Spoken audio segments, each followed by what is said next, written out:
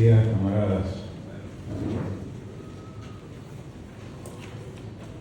Las horrorosas escenas que provienen de la Franja de Gaza y también de Cisjordania muestran la catadura criminal del capitalismo de hoy. Su determinación a favor de la guerra y de un nuevo modo de nazifascismo se pone cada vez más a la vista. Para defender la tasa de ganancia de las corporaciones transnacionales más concentradas, colocan al mundo frente a una crisis civilizatoria. La pandemia del COVID-19 mostró el carácter de la salud privatizada, donde se cura quien tiene dinero y al que no lo tiene le corresponde la muerte. En el capitalismo de hoy, la riqueza y el poder están cada vez más concentradas en pocas manos y son infinitamente mayores las cifras de desplazados del mercado de trabajo y del acceso al techo, la salud y la educación.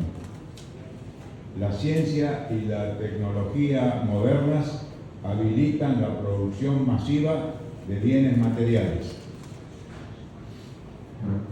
pero estos son negados a las mayorías porque el propio capitalismo elimina los consumidores. Los centros estratégicos del gran capital diseñan una sociedad de privilegio, acorazada por una campana de hierro, protegida en sus márgenes por ejércitos armados hasta los dientes para evitar la irrupción de las mayorías excluidas que reclaman justicia. Es una nueva forma de fascismo, pero no al modo de los años 30 o 40, sino combinado ahora con un ultraliberalismo privatizador, inhumano, antisocial, con seguridad individual para unos pocos y con inseguridad laboral, sanitaria, alimentaria y de la propia vida para la población que consideran descartada, pero tan intolerante, racista y criminal como en aquellos tiempos del nazifascismo.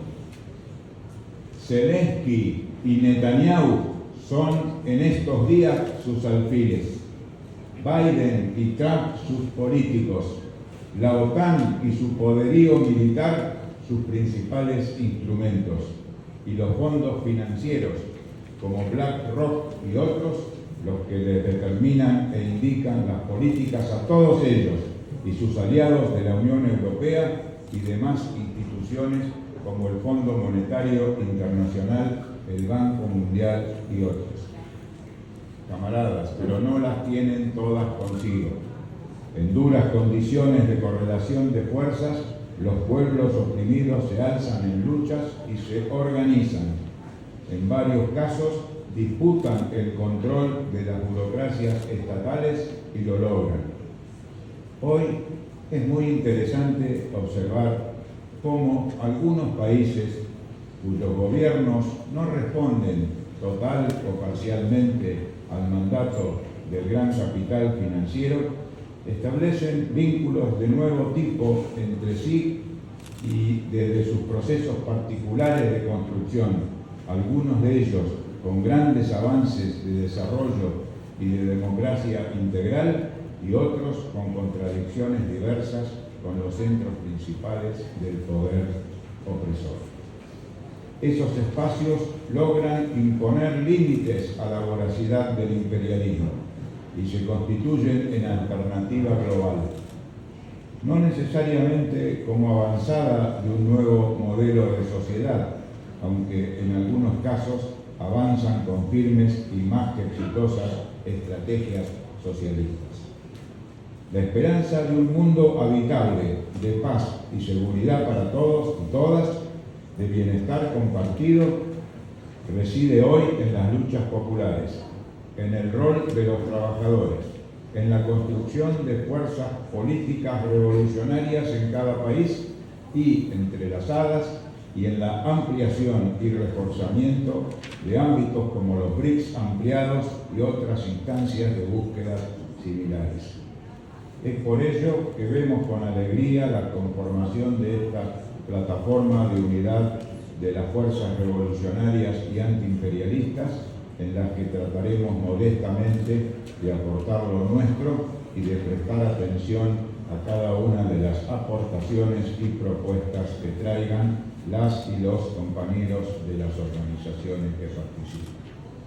Queridos camaradas, queridas camaradas, mañana, domingo, se realizarán elecciones en la República Argentina.